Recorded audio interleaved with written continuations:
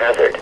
Tests of these receivers by the system are normally conducted by the National Weather Service every Wednesday between 11 a.m. and noon.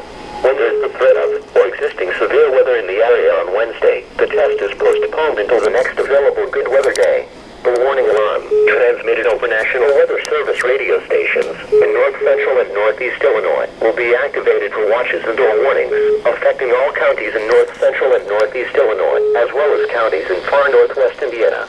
Reception of this broadcast in the alarm tone will vary at any given location.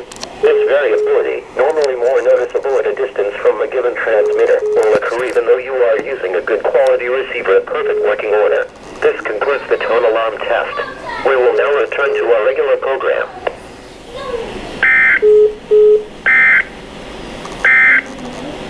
Here is your forecast for Rockford and surrounding communities.